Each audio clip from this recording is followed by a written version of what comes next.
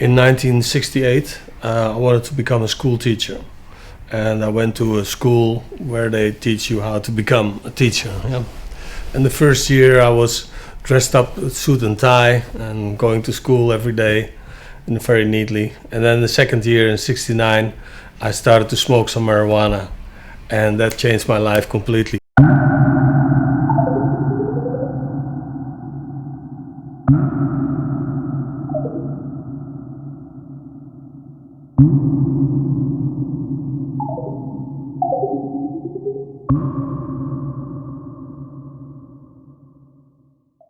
In 1970, I came to a youth center here close by, and it was a youth center where a lot of young people came, and we took over the youth center and we made our own rules, and we experimented a lot with LSD and smoked a lot of hash, and that's also where I met Kurt van Es, and it was a real nice time. In the 60s, you had a very different climate from now. Especially San Francisco and Amsterdam were so called actually the capitals of the cultural climate in those days of the 60s. There were a lot of changes going on, but nobody knew where to go, and everybody knew that things had to be different, but nobody knew how to do it. In 72, there was a group of friends from a youth center somewhere here in Amsterdam. They opened a building or a tea or coffee shop, a tea room, and at first they just sold to friends from friends, etc. And they came and they bought hashish there, and it was sort of allowed. It was the tolerant atmosphere at the time. But they didn't have the idea of really opening a commercial thing, but it just so happened and it developed and it became the first coffee shop, which was called Mellow Yellow. So in those days, if you wanted to buy hash or grass, you had to go to places where a lot of smokers come together, because wherever there were a lot of smokers, there were also a lot of dealers. And buying hash and grass in those days was rather difficult. You had to know the prices, you had to know the qualities, you had to negotiate about prices and such and such. I started to live with a couple of friends of mine in an Amsterdam house, and soon more and more friends came to that house, and after a while we were living in that house with 9 people, and we were all smokers.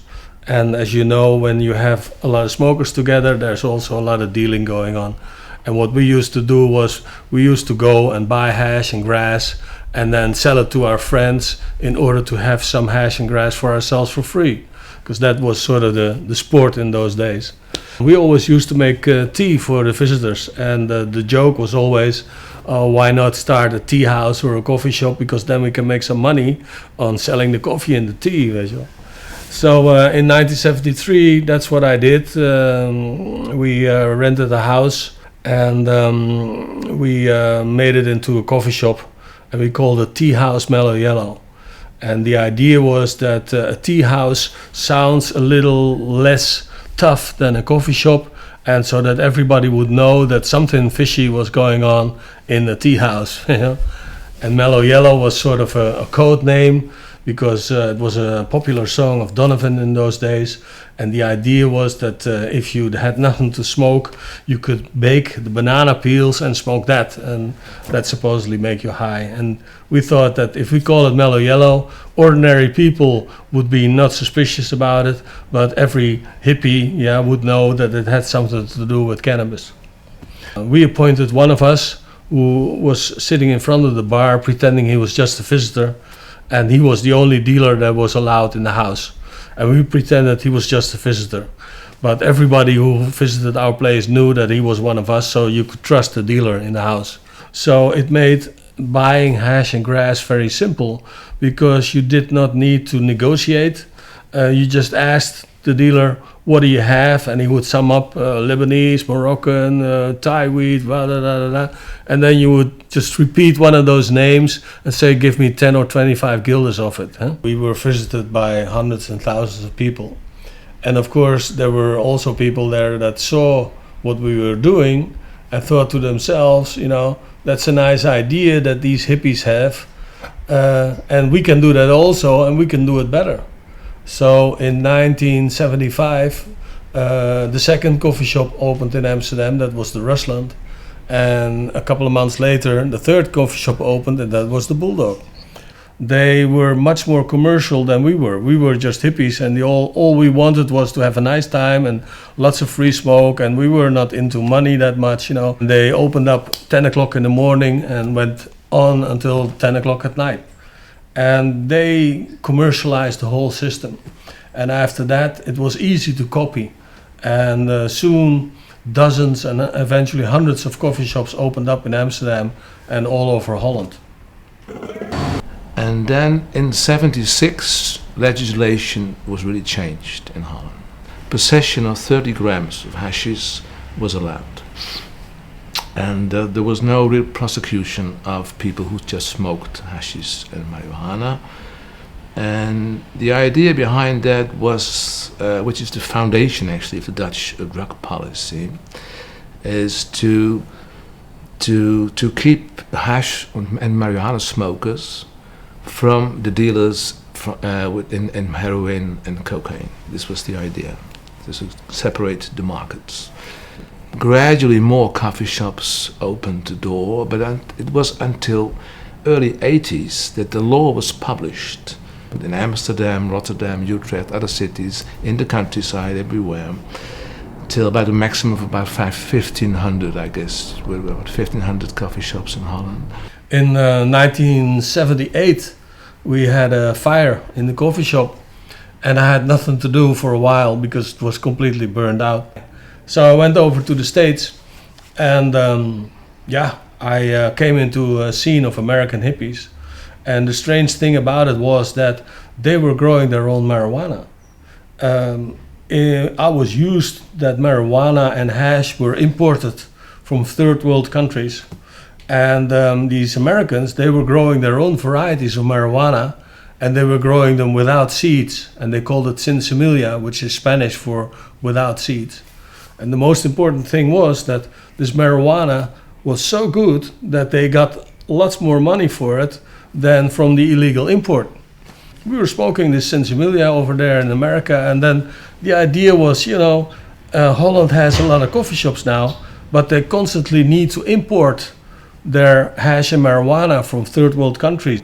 And it would be much nicer if we would grow our own locally. We started what I call the sinsemilla guerrilla, and that was very small growing scenes all over Holland.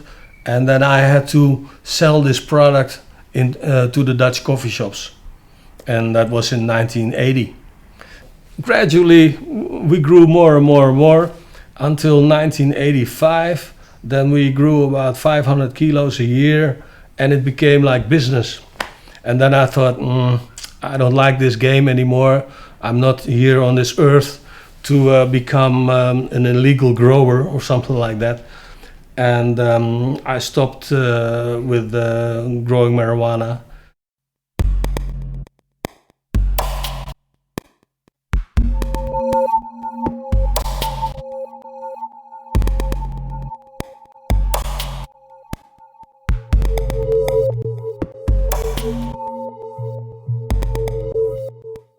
All the focus of police and justice at the time, in the 70s and also in the 80s, was aimed at trade and usage of heroin and cocaine. But the strange thing with coffee shops is that at one side you are allowed to enter the front door, go in and buy up to 30 grams.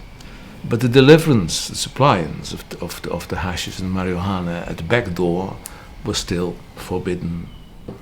If people had a coffee shop, they were allowed to have about 30 grams. Which was not enough, of course, for all the customers, so they had more suppliants. But this was officially not allowed. And then they were forced to do business with organizations or with people who sold them the hashish and marijuana, but we were unofficial and were hidden traders, you understand that? They actually would have liked to do business with official people, but it was not possible. So this is a strange thing of the Dutch policy. I work in a coffee shop 4.5 years. I started when I was 20 years of age. It's a place where you can buy, you can buy hashish and weed, and you can have a nice time talking with other people. You can smoke a joint. The people that come in the coffee shops, it depends a little bit where it is. In the coffee shops in the center, it's lots of tourists, of course. Dutch people who come here, it's like all kinds of people. You have lawyers, teachers, businessmen, artists, just any kind of people. Many people think marijuana is totally legal here in Holland, but it's actually it's never have been legal. It's always like semi-legal. So that's why in a coffee shop you can sell marijuana legally to a customer, but for a coffee shop to buy the amounts that they need to sell, it's illegal because you can only buy 5 grams. But of course, coffee shop they sell, some coffee shops in the center, when there's many tourists, they sell a kilo a day or something. So that means in a coffee shop you can only have half a kilo of marijuana. So that means that the weed that we sell has to come from something a few times a day. So what happens, and many people think coffee shops grow weed themselves, but that's also not true. Coffee shops, they have people, they know people, and they grow inside in their house illegally, because you can only grow 5 plants in Holland, but you need much more to sell to coffee shops to make kilos. So that happens indoor because the weather is not nice in Holland as well. So there's in Holland really lots of people who have a bedroom, and they put like 40 plants in it to grow weed. And they have contact with coffee shop boss, and they sell it to the boss. And then when we need some weed here, we can order it, and then they bring it. Yeah, like on the scooter, they come to bring 100 grams. So you can sell the next 4 hours. You can sell the weed, and and that's also illegal. The guy who brings the weed, he has to be really careful that he doesn't get caught by the police or something. And then if that happens, it's really risky for a coffee shop. And and then if you get the weed here, we put it in the system, and then we sell it. That's how we do it. Yeah. So if you're a boss from a coffee shop, you really have to have international connections. So this is quite illegal to do, but it's a necessary thing, because hash is really a lot of question for. The hash really comes from Morocco or from Asia, and the people who work in the coffee shops, we don't know anything about that. So the boss is really, he leaves us out of it. So but it's like halfly criminal organization. You have to be. So it's lots of risk to have a coffee shop as a boss, you know. So especially now, the last 10 years, when they're trying everything to close coffee shops down in Holland. One little mistake and you have to close. Well, it's nearly 40 years now that the first coffee shop was opened. So many people who live now actually have lived in a country where coffee shops existed all the time. You're allowed now only the possession of 5 grams. Politicians have more or less forgotten about their drug policy, why it was organized the way it was. My name is Michael Veling. I'm 53 years old, and I'm the proprietor of coffee shop 420 Cafe in Amsterdam. I've been here for 23 years, and I've been active in the cannabis business for almost 40 years. In Holland we have a unique thing. We have an open sale of cannabis from licensed public places, checked by the government, inspected by the government, and the idea behind it is to make sure that the cannabis consumer is not confronted with pills and powders, so-called hard drugs. And as far as I can tell, this system works perfect. The beauty of a public place where you can sell an illegal substance is that you can also make an arrangement with the tax office, meaning that the money I make can be taxed. It is not considered to be criminal money. It's not considered to be black money. The only reason why I got a license from the local government to sell an illegal substance from a public place is because I was on a list of suspected sellers of cannabis on the 1st of April 1995. after the 1st of April 1995, no new coffee shops have opened up in Amsterdam. So you cannot open a coffee shop, but you can buy one. You can take over a coffee shop. We smoked in high school and we've been smoking ever since. And when I bought a bar 23 years ago, I immediately introduced cannabis as well. So I could do away with all the riffraff, the scum, slot machines, and I could just make it as relaxed as it still is today after 23 years.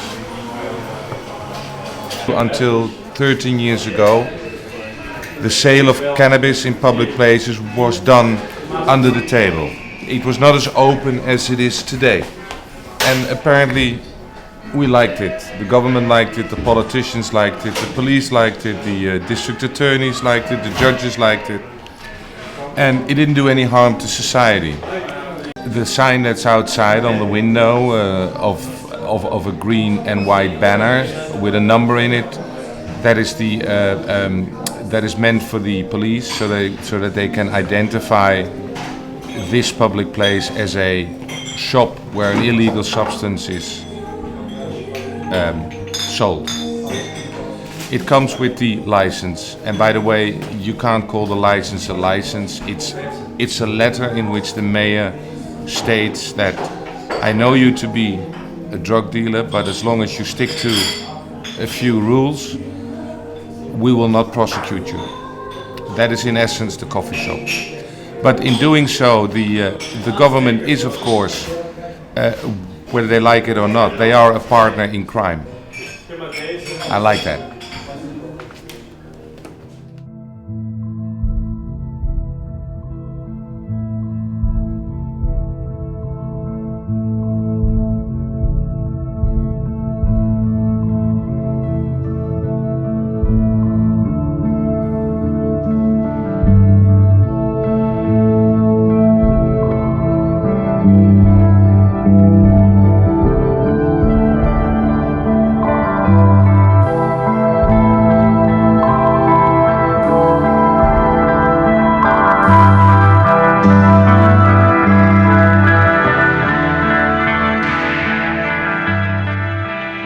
On the 10th of February of this year, President Obama stopped federal American police of busting medical marijuana clubs in America.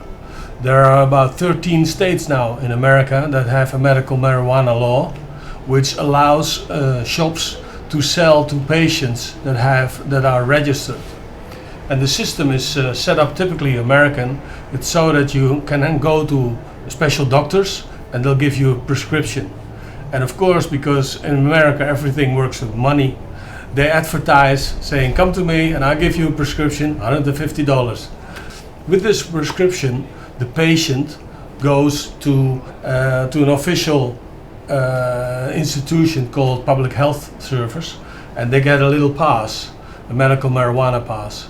And you can also get 2 extra passes for friends of yours that can go to the club and get your medicine when you're not able. So in reality it means that a lot of doctors are making a lot of money, and these people, they bring in their friends, and they're all allowed inside these medical marijuana clubs in America. And these marijuana clubs, they have like 30, 40 varieties, and in Holland we call them coffee shops, but over there they use the medical marijuana thing. We can safely assume that in 4 years' time there'll be thousands and thousands of these clubs, and maybe millions and millions of Americans that are so-called medical marijuana patients. So, war is over.